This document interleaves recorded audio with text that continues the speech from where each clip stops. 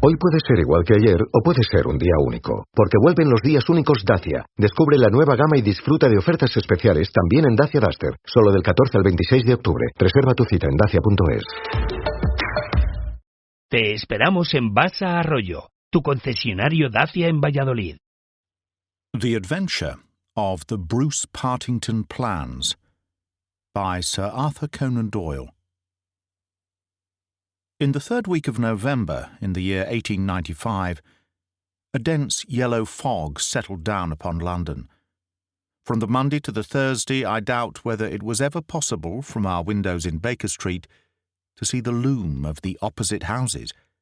The first day Holmes had spent in cross-indexing his huge book of references. The second and third had been patiently occupied upon a subject which he had recently made his hobby, the music of the Middle Ages. But when, for the fourth time, after pushing back our chairs from breakfast, we saw the greasy, heavy brown swirl still drifting past us and condensing in oily drops upon the window panes, my comrade's impatient and active nature could endure this drab existence no longer. He paced restlessly about our sitting-room, in a fever of suppressed energy, biting his nails, tapping the furniture, and chafing against inaction. "Nothing of interest in the paper, Watson?" he said. I was aware that by anything of interest, Holmes meant anything of criminal interest. There was the news of a revolution, of a possible war, and of an impending change of government. But these did not come within the horizon of my companion. I could see nothing recorded in the shape of crime which was not commonplace and futile. Holmes groaned and resumed his restless meanderings. "The London criminal is certainly a dull fellow," said he, in the querulous voice of the sportsman whose game has failed him. "Look out this window, Watson. See how the figures loom up, are dimly seen, and then blend once more into the cloud bank. The thief or the murderer could roam London on such a day as the tiger does the jungle, unseen until he pounces, and then evident only to his victim. There have," said I, "been numerous petty thefts." Holmes snorted his contempt. "This great and sombre stage is set for something more worthy than that," said he. "It is fortunate for this community that I am not a criminal." "It is indeed," said I heartily. "Suppose that I were Brooks or Woodhouse, or any of the 50 men who have good reason for taking my life. How long could I survive against my own pursuit? A summons, a bogus appointment, and all would be over. It is well they don't have days of fog in the Latin countries, the countries of assassination. By Jove, here comes something at last to break our dead monotony." It was the maid with a telegram. Holmes tore it open and burst out laughing. "Well, well, what next?" said he. "My brother Mycroft is coming round." "Why not?" I asked. "Why not? It is as if you met a tram-car coming down a country lane. Mycroft has his rails, and he runs on them. His Pall Mall lodgings, the Diogenes Club, Whitehall, that is his cycle. Once, and only once, has he been here. What upheaval can possibly have derailed him? Does he not explain?" Holmes handed me his brother's telegram. "Must see you over Cadogan West. Coming at once. Mycroft." Cadogan West. I've heard the name. It recalls nothing to my mind, but that Mycroft should break out in this erratic fashion. A planet might as well leave its orbit. By the way, do you know what Mycroft is?" I had some vague recollection of an explanation at the time of the adventure of the Greek interpreter. "You told me that he had some small office under the British government." Holmes chuckled. "I did not know you quite so well in those days. One has to be discreet when one talks of high matters of state. You are right in thinking that he is under the British government. You would also be right, in a sense, if you said that occasionally he is the British government." "My dear Holmes, I thought I might surprise you. Mycroft draws £450 a year, remains a subordinate, has no ambitions of any kind, will receive neither honour nor title, but remains the most indispensable man in the country. But how? Well, his position is unique. He has made it for himself. There has never been anything like it before, nor will be again. He has the tidiest and most orderly brain, with the greatest capacity for storing facts of any man living. The same great powers which I have turned to the detection of crime he has used for this particular business. The conclusions of every department are passed to him, and he is the central exchange, the clearing-house which makes out the balance.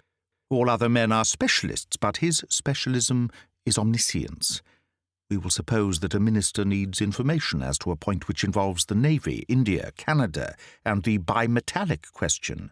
He could get his separate advices from various departments upon each, but only Mycroft can focus them all, and say offhand how each factor would affect the other. They began by using him as a shortcut, a convenience. Now he has made himself an essential. In that great brain of his, everything is pigeonholed and can be handed out in an instant. Again and again his word has decided the national policy. He lives in it. He thinks of nothing else, save when, as an intellectual exercise, he unbends if I call upon him and ask him to advise me on one of my little problems. But Jupiter is descending today. What on earth can it mean? Who is Cadogan West, and what is he to Mycroft? I have it, I cried, and plunged among the litter of the papers upon the sofa. Yes, here he is, sure enough. Cadogan West was the young man who was found dead on the Underground on Tuesday morning. Holmes sat up at attention, his pipe halfway to his lips. This must be serious, Watson. A death which has caused my brother to alter his habits can be no ordinary one. What in the world can he have to do with it? The case was featureless, as I remember it. The young man had apparently fallen out of the train and killed himself. He had not been robbed, and there was no particular reason to suspect violence. Is that not so? There has been an inquest, said I, and a good many fresh facts have come out. Looked at more closely, I should certainly say that it was a curious case. Judging by its effects upon my brother, I should think it must be a most extraordinary one. He snuggled down in his armchair. Now, Watson, let us have the facts. The man's name was Arthur Cadogan West. He was 27 years of age, unmarried, and a clerk at Woolwich Arsenal. Government employ. Behold the link with brother Mycroft. He left Woolwich suddenly on Monday night, was last seen by his fiancée, Miss Violet Westbury, whom he left abruptly in the fog about 7:30 that evening. There was no quarrel between them, and she can give no motive for his action. The next thing heard of him was when his dead body was discovered by a plate-layer named Mason just outside Aldgate Station on the Underground system in London. When? The body was found at 6 on Tuesday morning. It was lying wide of the metals upon the left hand of the track as one goes eastward, at a point close to the station, where the line emerges from the tunnel in which it runs. The head was badly crushed, an injury which might well have been caused by a fall from the train. The body could only have come on the line in that way. Had it been carried down from any neighbouring street, it must have passed the station barriers, where a collector is always standing. This point is absolutely certain. Very good. The case is definite enough. The man, dead or alive, either fell or was precipitated from a train. So much is clear to me. Continue. The trains which traverse the lines of rail beside which the body was found are those which run from west to east, some being purely metropolitan, and some from Willesden and outlying junctions. It can be stated for certain that this young man, when he met his death, was travelling in this direction at some late hour of the night. But at what point he entered the train it is impossible to state. His ticket, of course, would show that. There was no ticket in his pockets. No ticket? Dear me, Watson, this is really very singular. According to my experience, it is not possible to reach the platform of a metropolitan train without exhibiting one's ticket. Presumably, then, the young man had one. Was it taken from him in order to conceal the station from which he came? It is possible. Or did he drop it in the carriage? That is also possible, but the point is of curious interest. I understand there was no sign of robbery? Apparently not. There is a list here of his possessions. His purse contained £2.15. He had also a cheque-book on the Woolwich branch of the Capital and Counties Bank. Through this his identity was established. There were also 2 dress circle tickets for the Woolwich Theatre, dated for that very evening. Also a small packet of technical papers. Holmes gave an exclamation of satisfaction. "There we have it at last, Watson. British Government, Woolwich, Arsenal, technical papers, Brother Mycroft. The chain is complete, but here he comes, if I am not mistaken, to speak for himself." A moment later the tall and portly form of Mycroft Holmes was ushered into the room. Heavily built and massive, there was a suggestion of uncouth physical inertia in the figure.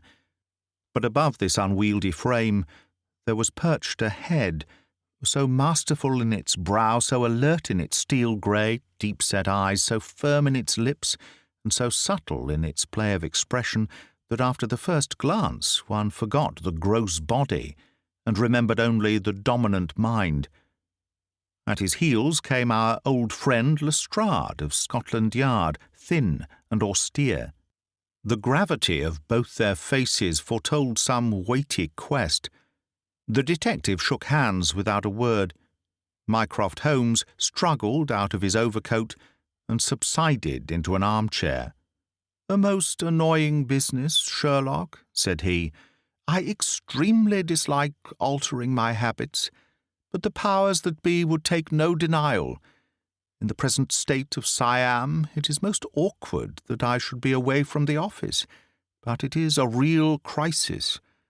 I have never seen the Prime Minister so upset. As to the Admiralty, it is buzzing like an overturned beehive. Have you read up the case?" "We have just done so. What were the technical papers?" "Ah, there's the point.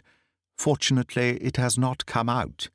The press would be furious if it did. The papers which this wretched youth had in his pocket were the plans of the Bruce-Partington submarine." Mycroft Holmes spoke with a solemnity which showed his sense of the importance of the subject. His brother and I sat expectant. "Surely you have heard of it? I thought everyone had heard of it." "Only as a name. Its importance can hardly be exaggerated. It has been the most jealously guarded of all government secrets. You may take it from me that naval warfare becomes impossible within the radius of a Bruce-Partington's operation. 2 years ago, a very large sum was smuggled through the estimates and was expended in acquiring a monopoly of the invention. Every effort has been made to keep the secret.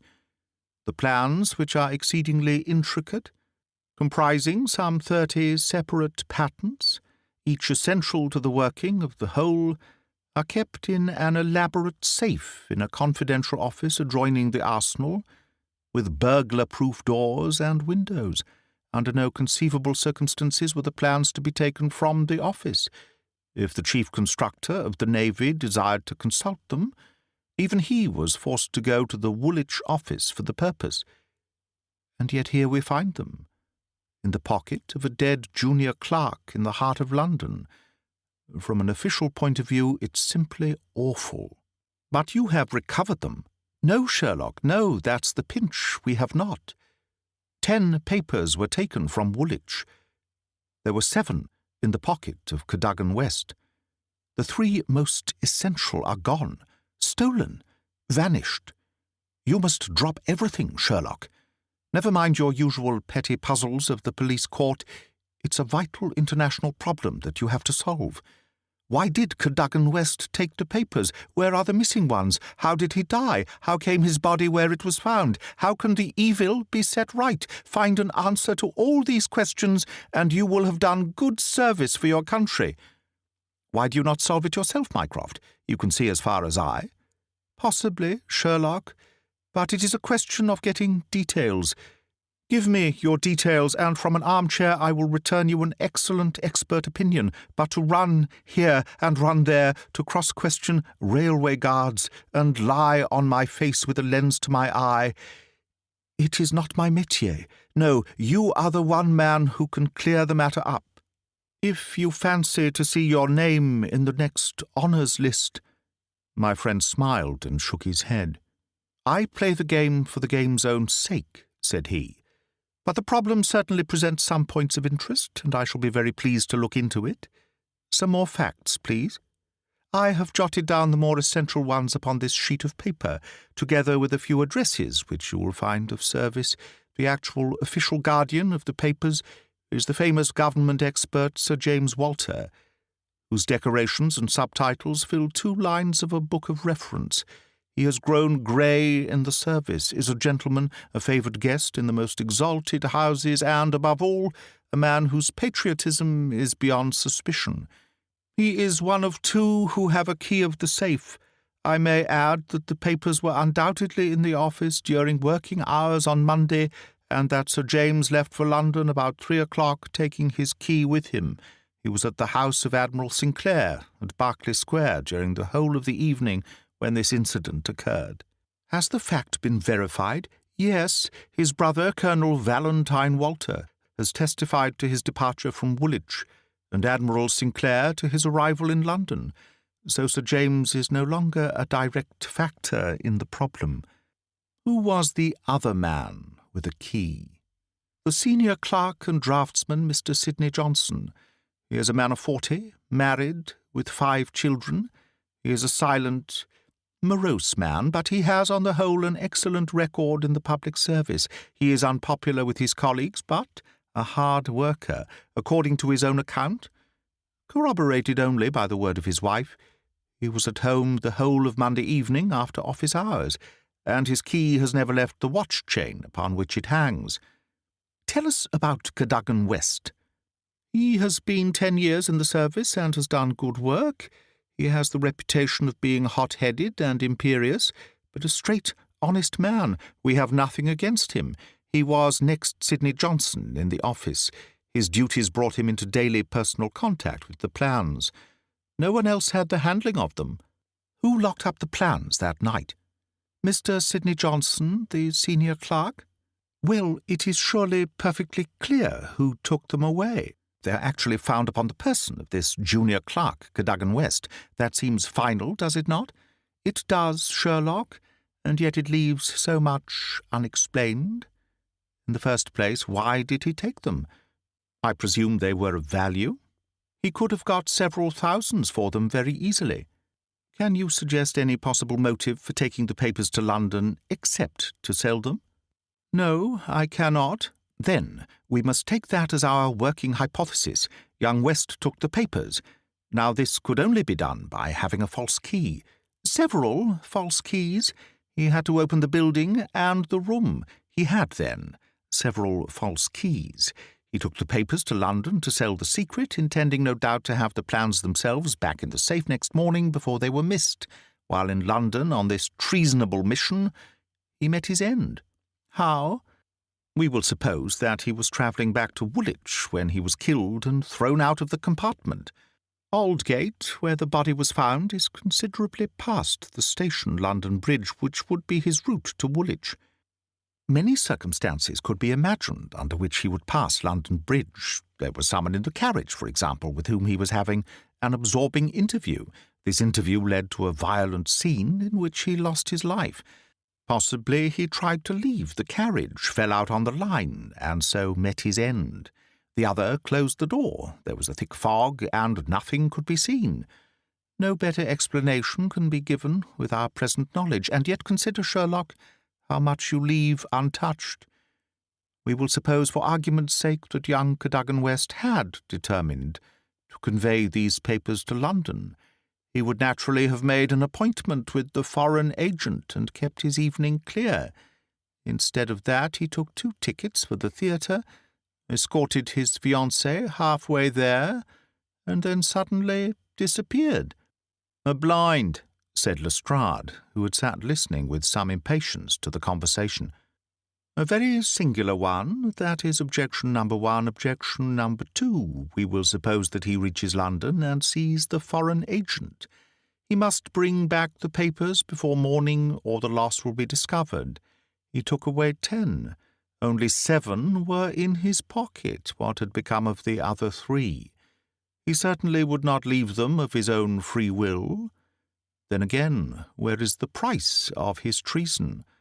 One would have expected to find a large sum of money in his pocket. "It seems to me perfectly clear," said Lestrade. "I have no doubt at all as to what occurred. He took the papers to sell them. He saw the agent. They could not agree as to price. He started home again, but the agent went with him. In the train, the agent murdered him, took the more essential papers, and threw his body from the carriage. That would account for everything, would it not?" "Why had he no ticket?" "The ticket would have shown which station was nearest the agent's house. Therefore he took it from the murdered man's pocket." "Good, Lestrade, very good," said Holmes. "Your theory holds together, but if this is true, then the case is at an end. On the other hand, the traitor is dead. On the other, the plans of the Bruce-Partington submarine are presumably already on the continent. What is there for us to do?" "To act, Sherlock, to act!" cried Mycroft, springing to his feet. "All my instincts are against this explanation. Use your powers. Go to the scene of the crime. See the people concerned. Leave no stone unturned. In all your career you have never had so great a chance of serving your country." "Well, well," said Holmes, shrugging his shoulders. "Come, Watson, and you, Lestrade, could you favour us with your company for an hour or two? We will begin our investigation by a visit to Aldgate Station. Good-bye, Mycroft. I shall let you have a report before evening, but I warn you in advance that you have little to expect."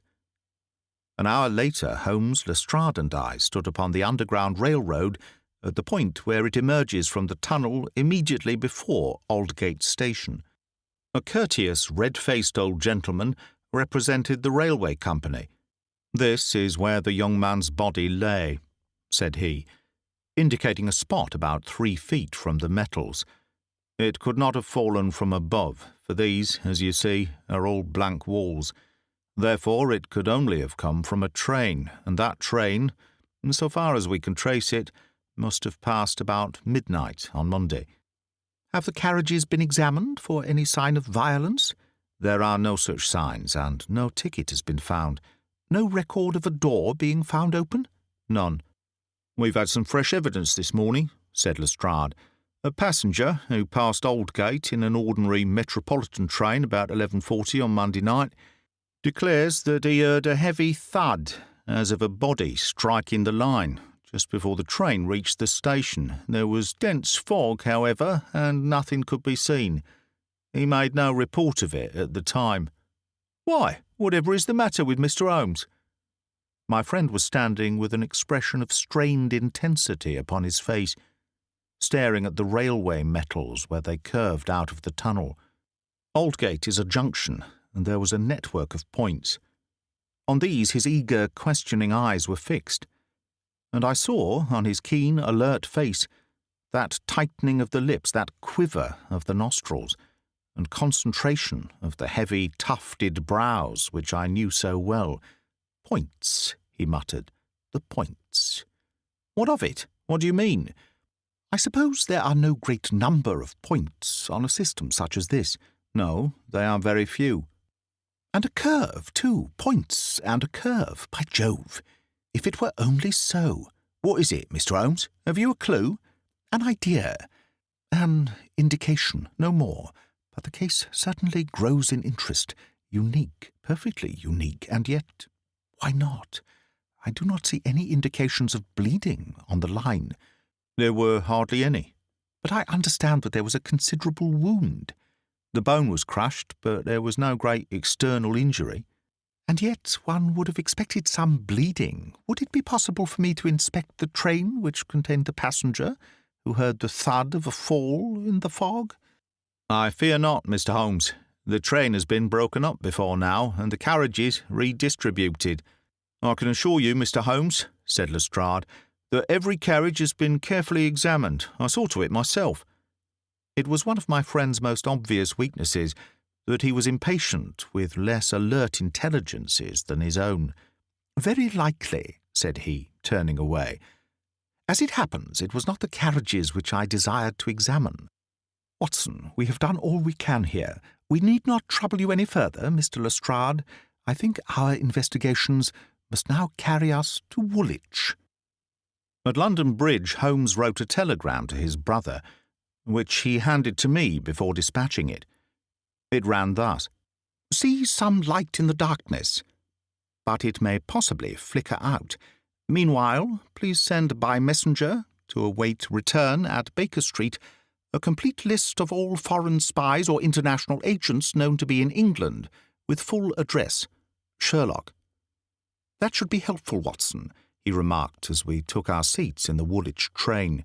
"We certainly owe Brother Mycroft a debt for having introduced us to what promises to be a really very remarkable case." His eager face still wore that expression of intense and high-strung energy, which showed me that some novel and suggestive circumstance had opened up a stimulating line of thought.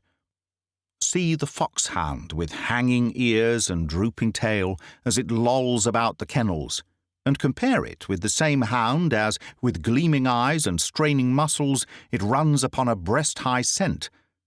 Such was the change in Holmes since the morning. He was a different man from the limp and lounging figure in the mouse-coloured dressing-gown who had prowled so restlessly only a few hours before round the fog-girt room. "There is material here, there is scope," said he. "I am dull indeed not to have understood its possibilities. Even now they are dark to me. The end is dark to me also. But I have hold of one idea which may lead us far. The man met his death elsewhere, and his body was on the roof of a carriage. On the roof! Remarkable, is it not? But consider the facts. Is it a coincidence that it is found at the very point where the train pitches and sways as it comes round on the points? Is not that the place where an object upon the roof might be expected to fall off? The points would affect no object inside the train. Either the body fell from the roof, or a very curious coincidence has occurred. But now consider the question of the blood. Of course, there was no bleeding on the line if the body had bled elsewhere. Each fact is suggestive in itself. Together they have a cumulative force. "And the ticket, too," I cried. "Exactly. We could not explain the absence of a ticket. This would explain it. Everything fits together. But suppose it were so, we are still as far as ever from unravelling the mystery of his death. Indeed, it becomes not simpler, but stranger, perhaps," said Holmes thoughtfully. "Perhaps." He relapsed into a silent reverie, which lasted until the slow train drew up at last in Woolwich Station. There he called a cab and drew Mycroft's paper from his pocket. "We have quite a little round of afternoon calls to make," said he. "I think that Sir James Walter claims our first attention." The house of the famous official was a fine villa with green lawns stretching down to the Thames. As we reached it, the fog was lifting, and a thin watery sunshine was breaking through. A butler answered our ring. "Sir James, sir," said he with solemn face. "Sir James died this morning." "Good heavens!" cried Holmes in amazement. "How did he die?" "Perhaps you would care to step in, sir, and see his brother, Colonel Valentine?" "Yes, we had best do so." We were ushered into a dim-lit drawing-room, where an instant later we were joined by a very tall, handsome, light-bearded man of 50. The younger brother of the dead scientist. His wild eyes, stained cheeks, and unkempt hair all spoke of the sudden blow which had fallen upon the household. He was hardly articulate as he spoke of it. "It was this horrible scandal," said he. "My brother, Sir James, was a man of very sensitive honour, and he could not survive such an affair. It broke his heart. He was always so proud of the efficiency of his department, and this was a crushing blow. We had hoped that he might have given us some indications which would have helped us to clear the matter up. I assure you that it was all a mystery to him, as it is to you and to all of us. He had already put all his knowledge at the disposal of the police. Naturally, he had no doubt that Cadogan West was guilty. But all the rest was inconceivable. You cannot throw any new light upon the affair? I know nothing myself, save what I have read or heard. I have no desire to be discourteous, but you can understand, Mr. Holmes, that we are much disturbed at present, and I must ask you to hasten this interview to an end. This is indeed an unexpected development, said my friend when we had regained the cab. I wonder if the death was natural, or whether the poor old fellow killed himself. If the latter, may it be taken as some sign of self-reproach for duty neglected? We must leave that question to the future. Now we shall turn to the Cadogan Wests. A small but well-kept house in the outskirts of the town sheltered the bereaved mother. The old lady was too dazed with grief to be of any use to us, but at her side was a white-faced young lady who introduced herself as Miss Violet Westbury, the fiancée of the dead man and the last to see him upon that fatal night. I cannot explain it, Mr. Holmes, she said. I have not shut an eye since the tragedy, thinking night and day what the true meaning of it can be. Arthur was the most single-minded, chivalrous, patriotic man upon earth. He would have cut his right hand off before he would sell a state secret, confided to his keeping. It is absurd, impossible, preposterous to anyone who knew him. But the facts, Miss Westbury, yes, I admit I cannot explain them. Was he in any want of money? No, his needs were very simple, and his salary ample. He had saved a few hundreds, and we were to marry at the new year. No signs of any mental excitement? Come, Miss Westbury, be absolutely frank with us. The quick eye of my companion had noted some change in her manner. She coloured and hesitated. Yes, she said at last. I had a feeling that there was something on his mind. For long? Only for the last week or so. He was thoughtful and worried. Once I pressed him about it. He admitted that there was something, and that it was concerned with his official life. It is too serious for me to speak about, even to you, said he. I could get nothing more. Holmes looked grave. Go on, Miss Westbury. Even if it seems to tell against him, go on. We cannot say what it may lead to. Indeed, I have nothing more to tell. Once or twice it seemed to me that he was on the point of telling me something.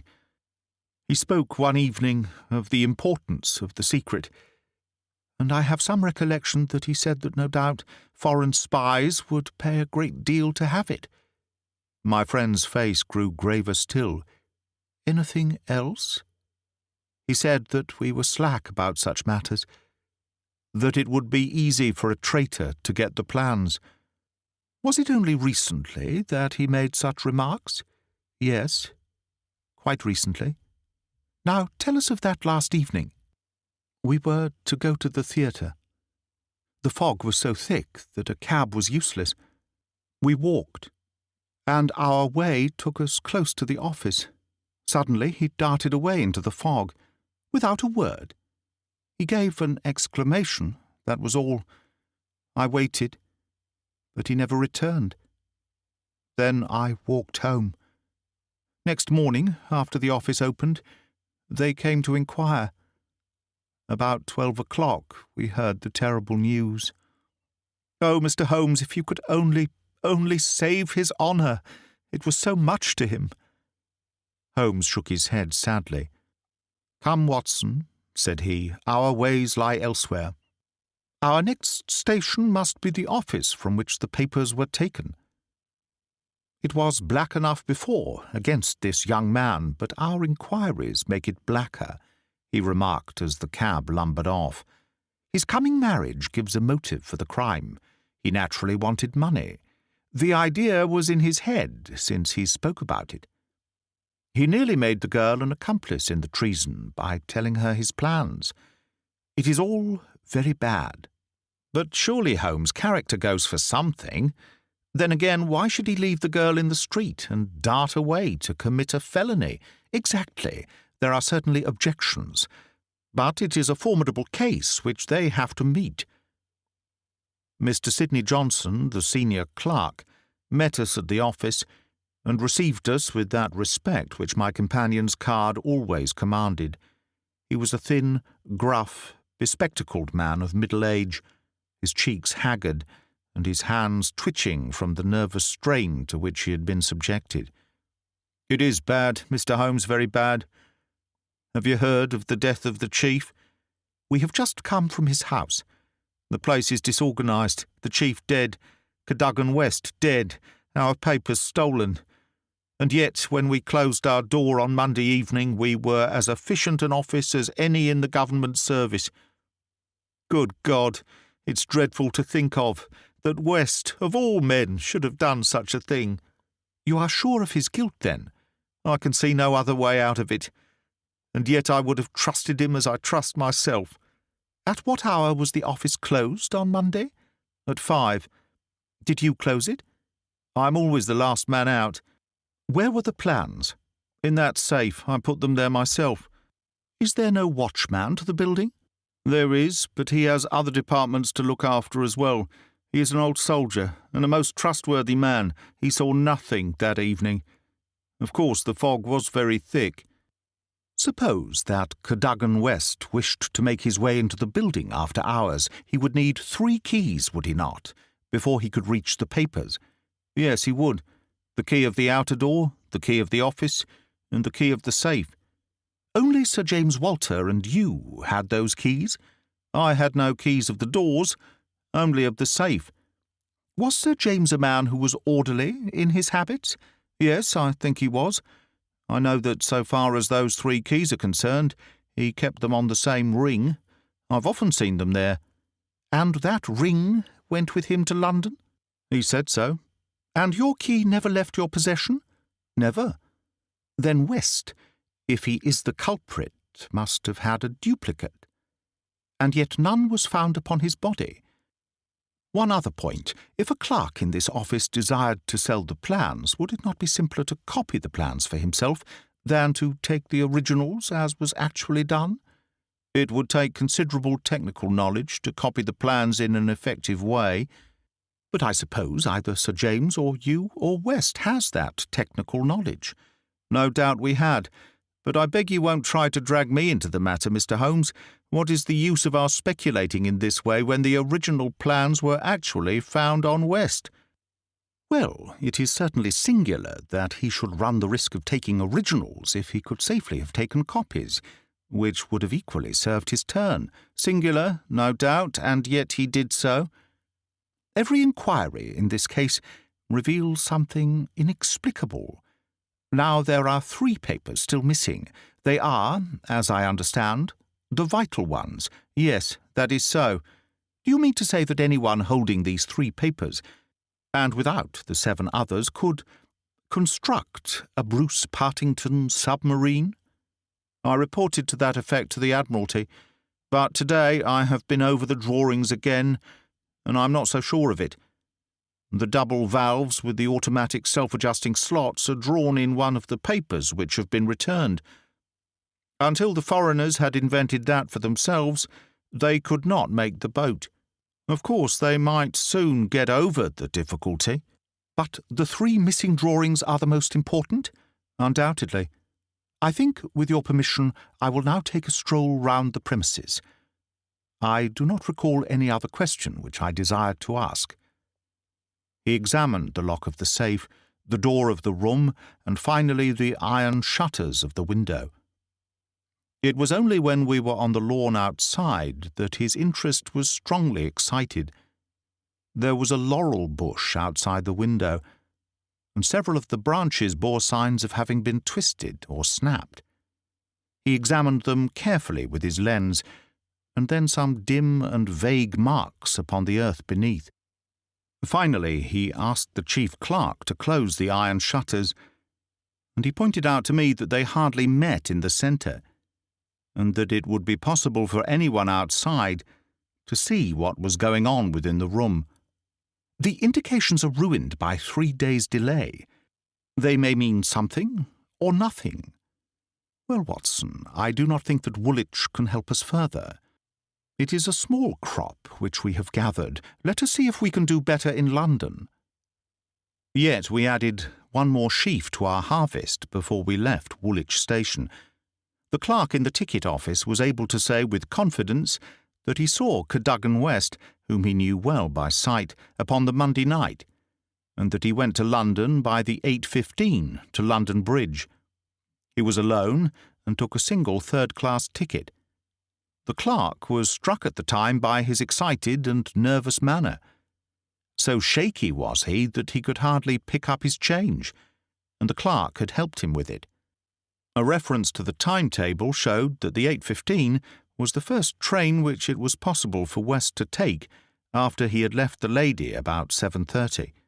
"Let us reconstruct, Watson," said Holmes after half an hour of silence.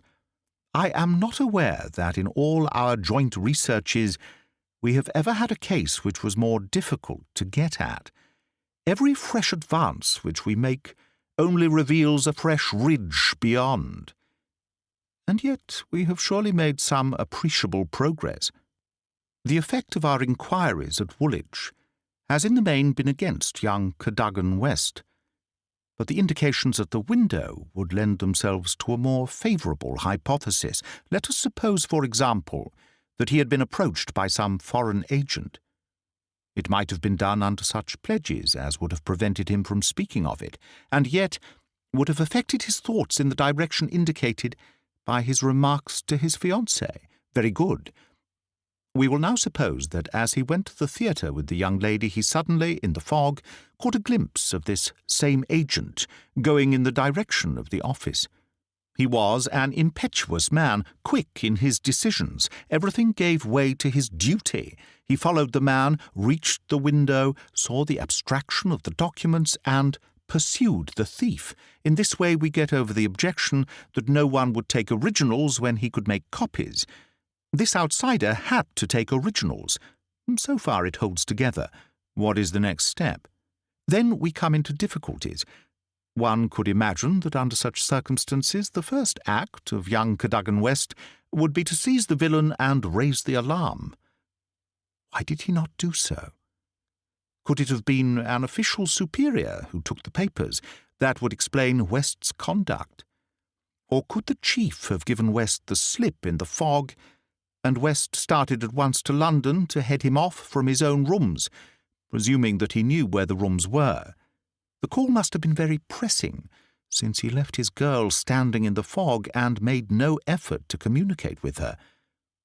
Our scent runs cold here, and there is a vast gap between either hypothesis and the laying of West's body, with 7 papers in his pocket, on the roof of a metropolitan train. My instinct now is to work from the other end. If Mycroft has given us the list of addresses, we may be able to pick our man and follow 2 tracks instead of 1. Surely enough, a note awaited us at Baker Street. A government messenger had brought it post-haste. Holmes glanced at it and threw it over to me. "There are numerous small fry, but few who would handle so big an affair. The only men worth considering are Adolphe Mayer, of 13 Great George Street, Westminster, Louis de Rothière, of Camden Mansions, Notting Hill, and Hugo Oberstein, 13 Caulfield Gardens, Kensington. The latter was known to be in town on Monday and is now reported as having left. Glad to hear you have seen some light. The Cabinet awaits your final report with the utmost anxiety. Urgent representations have arrived from the very highest quarter. The whole force of the state is at your back, if you should need it. Mycroft." "I'm afraid," said Holmes, smiling, "that all the Queen's horses and all the Queen's men cannot avail in this matter." He had spread out his big map of London and leaned eagerly over it. "Well, well," said he presently, with an exclamation of satisfaction, "things are turning a little in our direction at last. Why, Watson, I do honestly believe that we are going to pull it off after all." He slapped me on the shoulder with a sudden burst of hilarity. "I'm going out now. It is only a reconnaissance. I will do nothing serious without my trusted comrade and biographer at my elbow. Do you stay here, and the odds are that you will see me again in an hour or two. If time hangs heavy, get foolscap and a pen, and begin your narrative of how we saved the state."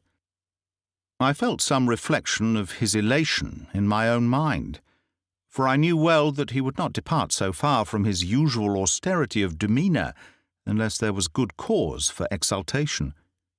All the long November evening I waited, filled with impatience for his return. At last, shortly after 9 o'clock, there arrived a messenger with a note. "Am dining at Goldini's restaurant, Gloucester Road, Kensington.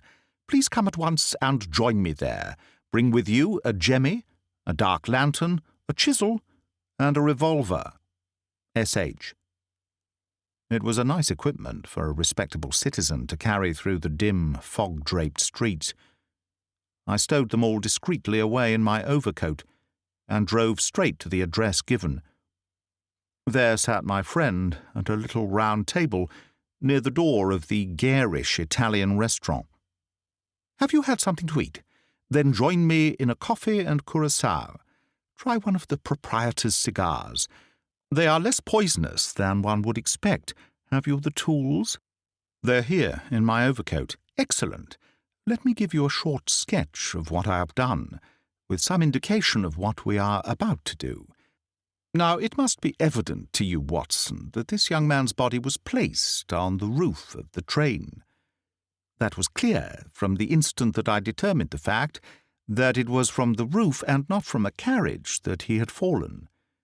Could it not have been dropped from a bridge? I should say it was impossible. If you examine the roofs, you will find that they are slightly rounded, and there is no railing round them. Therefore, we can say for certain that young Cadogan West was placed on it. How could he be placed there?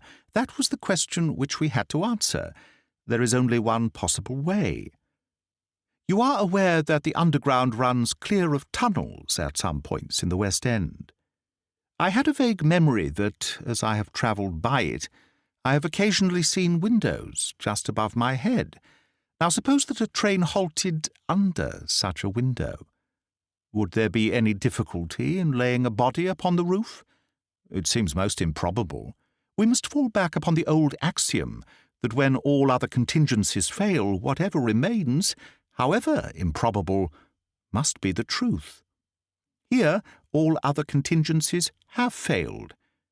When I found that the leading international agent, who had just left London, lived in a row of houses which abutted upon the underground, I was so pleased that you were a little astonished at my sudden frivolity. Oh, that was it, was it? Yes, that was it. Mr. Hugo Oberstein, of 13 Caulfield Gardens, had become my objective. I began my operations at Gloucester Road Station, where a very helpful official walked me along the track and allowed me to satisfy myself not only that the back stair windows of Caulfield Gardens open on the line, but the even more essential fact that, owing to the intersection of one of the larger railways, the underground trains are frequently held motionless for some minutes at that very spot. Splendid, Holmes! You have got it! So far, Watson. We advance, but the goal is afar. Well, having seen the back of Caulfield Gardens, I visited the front and satisfied myself that the bird was indeed flown. It is a considerable house, unfurnished, so far as I could judge, in the upper rooms. Oberstein lived there with a single valet, who was probably a confederate entirely in his confidence. We must bear in mind that Oberstein has gone to the Continent to dispose of his booty, but not with any idea of flight, for he had no reason to fear a warrant, and the idea of an amateur domiciliary visit would certainly never occur to him. Yet that is precisely what we are about to make. Could we not get a warrant and legalize it? Hardly on the evidence. What can we hope to do? We cannot tell what correspondence may be there. I don't like it, Holmes. My dear fellow, you shall keep watch in the street. I'll do the criminal part. It's not a time to stick at trifles. Think of Mycroft's note, of the Admiralty, the Cabinet. the exalted person who waits for news. We are bound to go." My answer was to rise from the table. "You are right, Holmes. We are bound to go." He sprang up and shook me by the hand. "I knew you would not shrink at the last," said he. And for a moment I saw something in his eyes which was nearer to tenderness than I had ever seen. The next instant he was his masterful, practical self once more. "It is nearly 1/2 mile, but there is no hurry. Let us walk," said he. "Don't drop the instruments, I beg. Your arrest as a suspicious character would be a most unfortunate complication." Caulfield Gardens was one of those lines of flat-faced, pillared and porticoed houses which are so prominent a product of the middle Victorian epoch in the West End of London. Next door there appeared to be a children's party, for the merry buzz of young voices and the clatter of a piano resounded through the night. The fog still hung about and screened us with its friendly shade. Holmes had lit his lantern and flashed it upon the massive door. "This is a serious proposition," said he. "It is certainly bolted as well as locked. We would do better in the area. There is an excellent archway down yonder, in case a too zealous policeman should intrude. Give me a hand, Watson, and I'll do the same for you." A minute later we were both in the area. Hardly had we reached the dark shadows before the step of the policeman was heard in the fog above. As its soft rhythm died away, Holmes set to work upon the lower door. I saw him stoop and strain until, with a sharp crash, it flew open. We sprang through into the dark passage, closing the area door behind us. Holmes led the way up the curving, uncarpeted stair. His little fan of yellow light shone upon a low window. "Here we are, Watson. This must be the one." He threw it open, and as he did so there was a low, harsh murmur, growing steadily into a loud roar as a train dashed past us in the darkness. Holmes swept his light along the window-sill. It was thickly coated with soot from the passing engines, but the black surface was blurred and rubbed in places. "You can see where they rested the body. Hello, Watson, what is this? There can be no doubt that it is a blood mark." He was pointing to faint discolorations along the woodwork of the window. "Here it is on the stone of the stair also. This demonstration is complete. Let us stay here until a train stops." We had not long to wait. The very next train roared from the tunnel as before, but slowed in the open, and then, with a creaking of brakes, pulled up immediately beneath us. It was not 4 feet from the window ledge to the roof of the carriages. Holmes softly closed the window. "So far we are justified," said he. "What do you think of it, Watson?" "A masterpiece. You have never risen to a greater height." "I cannot agree with you there. From the moment that I conceived the idea of the body being upon the roof, which surely was not a very abstruse one, all the rest was inevitable. If it were not for the grave interests involved, the affair up to this point would be insignificant. Our difficulties are still before us, but perhaps we may find something here which may help us." We had ascended the kitchen stair and entered the suite of rooms upon the first floor. One was a dining room, severely furnished, and containing nothing of interest. A second was a bedroom, which also drew blank. The remaining room appeared more promising, and my companion settled down to a systematic examination. It was littered with books and papers, and was evidently used as a study. Swiftly and methodically, Holmes turned over the contents of drawer after drawer and cupboard after cupboard, but no gleam of success came to brighten his austere face. At the end of an hour he was no further than when he started. "The cunning dog has covered his tracks," said he. "He has left nothing to incriminate him. His dangerous correspondence has been destroyed or removed. This is our last chance." It was a small tin cash box which stood upon the writing desk. Holmes pried it open with his chisel. Several rolls of paper were within, covered with figures and calculations, without any note to show to what they referred. The recurring words, water pressure and pressure to the square inch, suggested some possible relation to a submarine. Holmes tossed them all impatiently aside. There only remained an envelope with some small newspaper slips inside it. He shook them out on the table, and at once I saw by his eager face that his hopes had been raised. "What's this, Watson, eh? What's this? Record of a series of messages in the advertisements of a paper. Daily Telegraph agony column by the print and paper. Right-hand top corner of a page. No dates, but messages arranged themselves. This must be the first. Hoped to hear sooner. Terms agreed to. Write fully to address given on card. Pierrot. Next comes, too complex for description, must have full report. Stuff awaits you when goods delivered. Pierrot. Then comes, matter presses, must withdraw offer unless contract completed. Make appointment by letter. Will confirm by advertisement. Pierrot. Finally, Monday night after 9, 2 taps, only ourselves. Do not be so suspicious. Payment in hard cash when goods delivered. Pierrot. A fairly complete record, Watson, if we could only get at the man at the other end. He sat lost in thought, tapping his fingers on the table. Finally he sprang to his feet. Well, perhaps it won't be so difficult after all.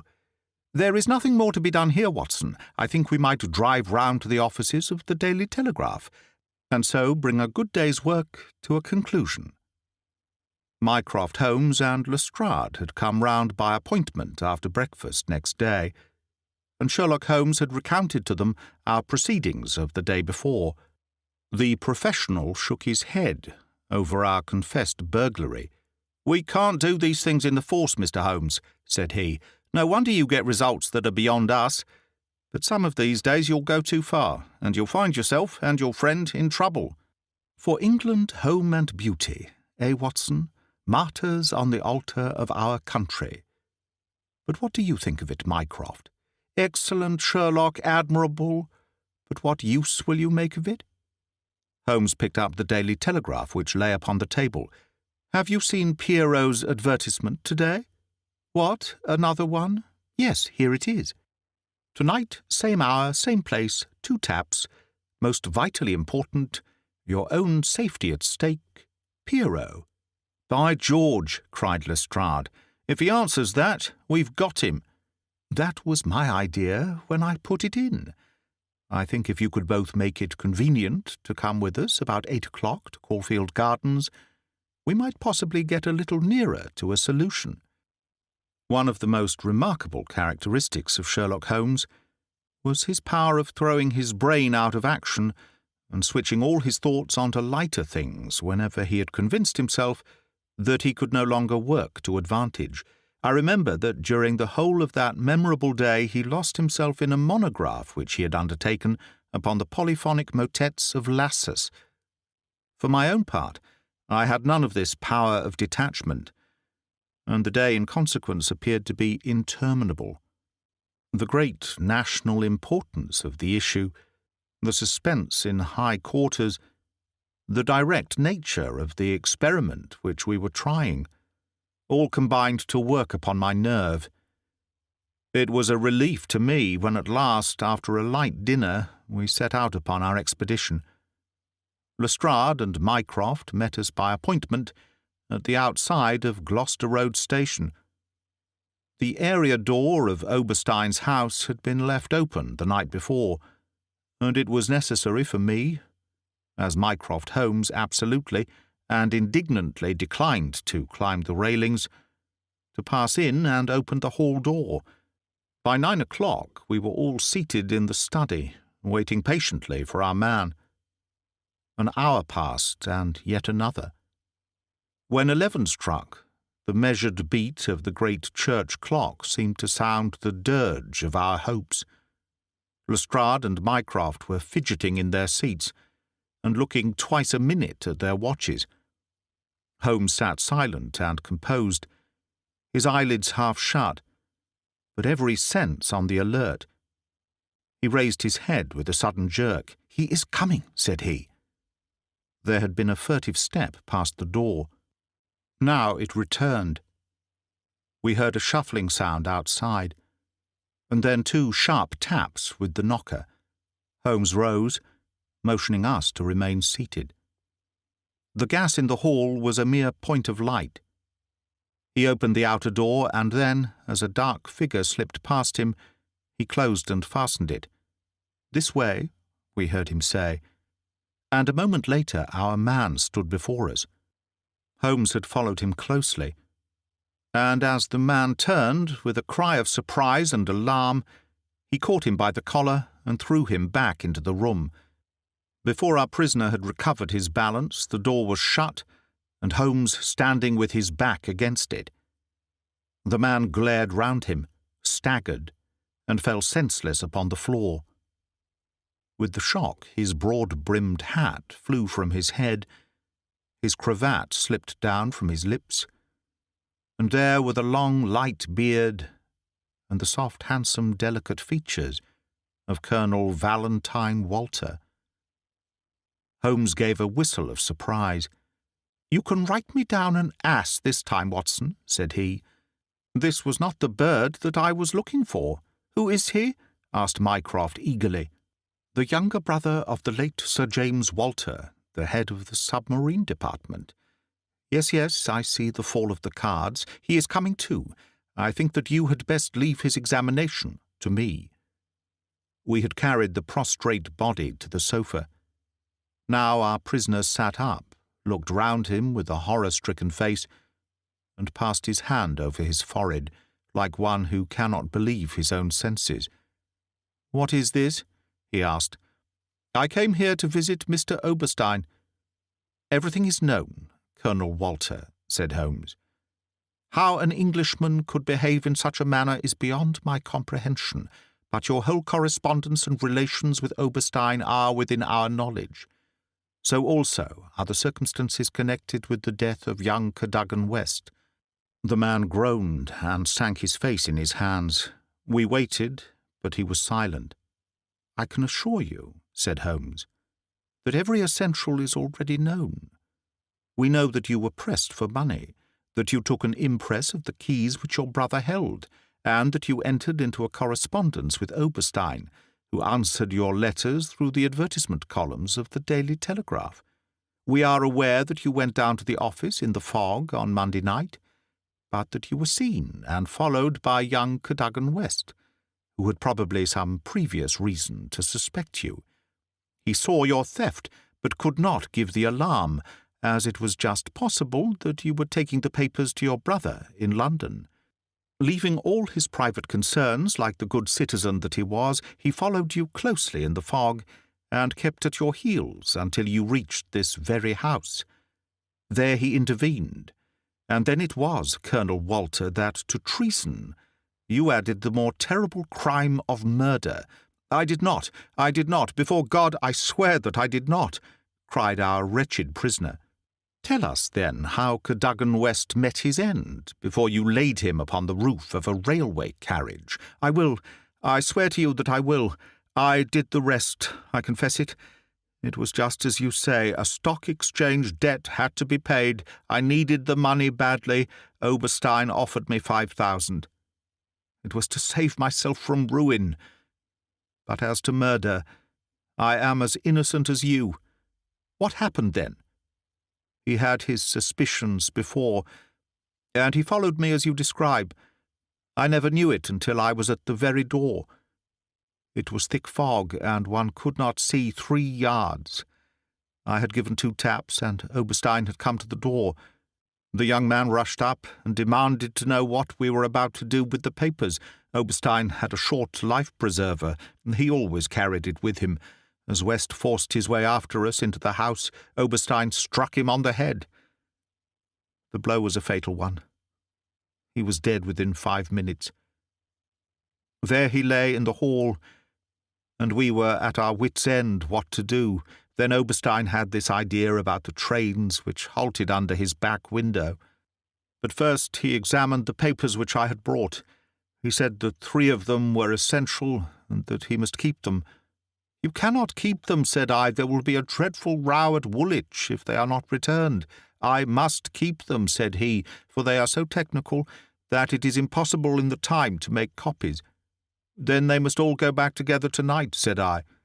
He thought for a little, and then he cried out that he had it. "3 I will keep," said he.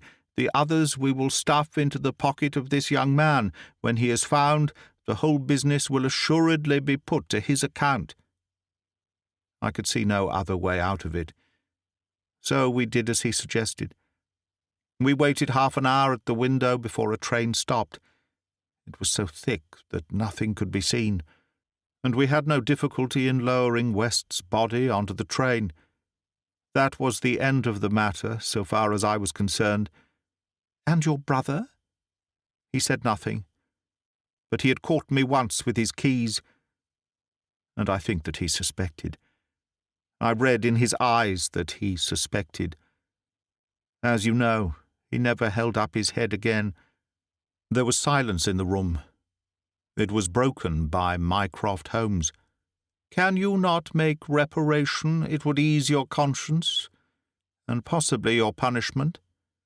"What reparation can I make? Where is Oberstein with the papers?" "I do not know." "Did he give you no address?" "He said that letters to the Hôtel du Louvre, Paris, would eventually reach him." "Then reparation is still within your power," said Sherlock Holmes. "I will do anything I can.